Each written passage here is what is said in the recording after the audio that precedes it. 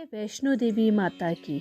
सनातन धर्म में आस्था और विश्वास रखने वाले श्रोतागणों, सनातन धर्म को मानने वाले माता वैष्णो देवी की महिमा गाते नहीं थकते हैं। भगवान विष्णु की शक्ति वैष्णवी का प्रसिद्ध मंदिर वैष्णो देवी के नाम से उत्तर भारत के सर्वाधिक पूजनीय और पवित्र स्थलों में से एक है। हमारे धर्मशास्त्रों में कलयुग में लोगों के कष्ट हरने के लिए देवी देवताओं के नाम जप के साथ साथ ही कथाएं भी बेहद उपयोगी बताई गई हैं। बस मन में सच्ची श्रद्धा होनी चाहिए। ऐसी ही एक कथा माता वैष्णो देवी मंदिर से भी जुड़ी हुई है। तो आज मैं आपको इस वीडियो में माता वैष्णो देवी मंदिर से संबंधित एक महत्वपूर्ण पौराणिक कथा सुनाने जा रही हूँ। तो कृपया वीडियो को अंत तक ध्यानपूर्वक सुनें। श्रोतागणों, वैष्णो देवी ने अपने एक परम भक्त पंडित श्रीधर की भक्ति से प्रसन्न होकर उसकी लाज बचाई। माता ने पूरे जगत को अपनी महिमा का बोध कराया। तब से आज तक लोग इस तीर्थ स्थल की यात्रा करते हैं और माता की कृपा पाते हैं। कटरा से कुछ दूरी पर स्थित हंसाली गांव में मां वैष्णवी के परम भक्त श्रीधर रहते थे। वे निसंतान होने से दुखी रहते थे।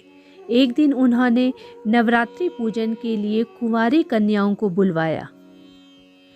मां वैष्णो कन्या वेश में उन्हीं के बीच आकर बैठ गई।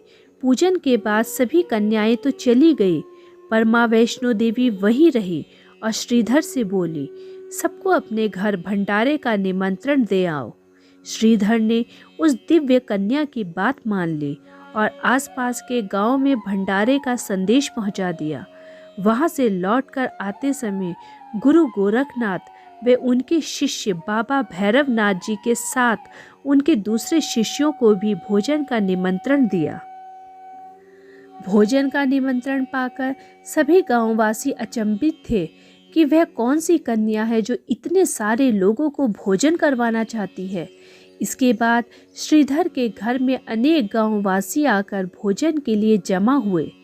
तब कन्या रूपी मां वैष्णो देवी ने एक विचित्र पात्र से सभी को भोजन परोसना शुरू किया। भोजन परोसते हुए जब वह कन्या भैरवनाथ के पास गई, तब भैरवनाथ ने कन्या से कहा कि मैं तो खीर पूड़ी की जगह मांस खाऊंगा और मदिरा पान करूंगा। तब कन्या रूपी मां ने उसे समझाया कि यह ब्राह्मण के यहाँ का भोजन है, इसमें मांसाहार नहीं किया जाता। किंतु भैरवनाथ जानबूझकर अपनी बात पर अड़ा रहा। जब भैरवनाथ ने उस दिव्य कन्या को पकड़ना चाहा, तब मां ने उसके कपट को जान लिया। मां वायु रूप में बदलकर त्रिकुटा पर्वत की ओर उड़ चली। भैरवनाथ भी उनके पीछे गया। माना जाता है कि मां की रक्षा के लिए पवन पुत्र हनुमान भी वहीं पर उपस्थित थे। हनुमान जी को प्यास लगने पर माता ने उनके आग्रह पर धनुष से पहाड़ पर बाण चलाकर एक जलधारा निकाली और उस जल में अपने केश भी धोए। आज यह पवित्र जलधारा बाण गंगा के नाम से जानी जाती है। इसके पवित्र जल को पीने से या इसमें स्नान करने से श्रद्धालुओं की सारी थकावट और तकलीफें दूर हो जाती हैं। श्रोतागणों, इस दौरान माता ने एक गुफा में प्रवेश कर 9 माह तक तपस्या की। भैरवनाथ भी उनके पीछे वहां तक आ गया। वहां पहुंचने पर भैरवनाथ को वहां एक साधु मिला। तब उस साधु ने भैरवनाथ से कहा कि तू जिसे एक कन्या समझ रहा है वह आदि शक्ति जगदम्बा है, इसीलिए तू उस महाशक्ति का पीछा छोड़ दे। लेकिन भैरवनाथ ने साधु की बात नहीं मानी। तब माता गुफा की दूसरी ओर से मार्ग बनाकर बाहर निकल गई। श्रोतागणों, यह गुफा आज भी अर्धकुमारी या आदि कुमारी या गर्भजून के नाम से प्रसिद्ध है। अर्धकुमारी स्थल से पहले माता की चरण पादुका भी है। यह वह स्थान है जहां माता ने भागते भागते मुड़कर भैरवनाथ को देखा था। गुफा से बाहर निकलकर कन्या ने देवी का रूप धारण किया। तब माता ने भैरवनाथ को चेताया और वापस जाने को कहा, लेकिन भैरवनाथ फिर भी नहीं माना। तब माता गुफा के भीतर चली गई और वहीं पर माता की रक्षा के लिए हनुमान जी भी गुफा के बाहर उपस्थित थे। ऐसे में उन्होंने भैरवनाथ से युद्ध किया। भैरव ने फिर भी हार नहीं मानी।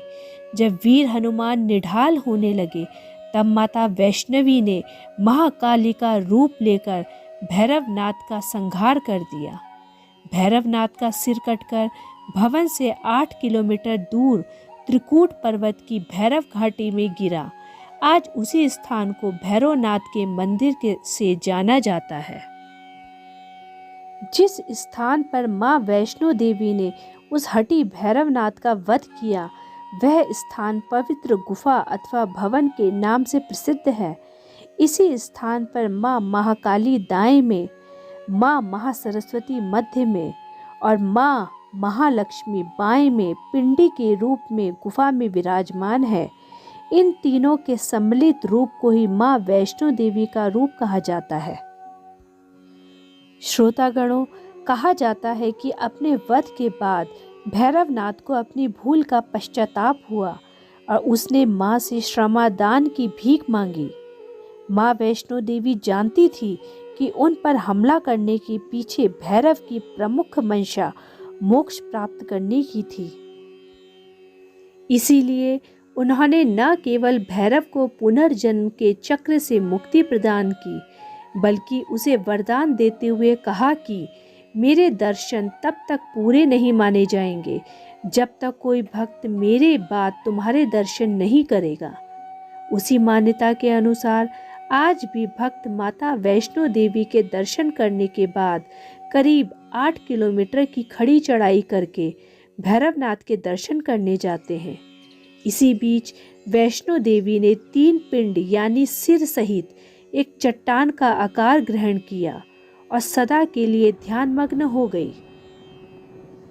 पौराणिक कथाओं के अनुसार बताया जाता है कि इस बीच पंडित श्रीधर अधीर हो गए थे। वे त्रिकुटा पर्वत की ओर उसी रास्ते आगे बढ़े जो उन्होंने सपने में देखा था। अंततः वे गुफा के द्वार पर पहुँचे। उन्होंने कई विधियों से पिंडों की पूजा को अपनी दिनचर्या बना ली। देवी उनकी पूजा से प्रसन्न हुई। वे उनके सामने प्रकट हुई और उन्हें आशीर्वाद दिया। तब से श्रीधर और उनके वंशज देवी मां वैष्णो देवी की पूजा करने आ रहे हैं।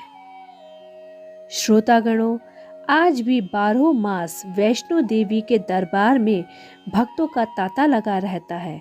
यदि कोई भक्त सच्चे मन से माता वैष्णो देवी को याद करता है तो माता वैष्णो देवी सबका बेड़ा पार लगाती है।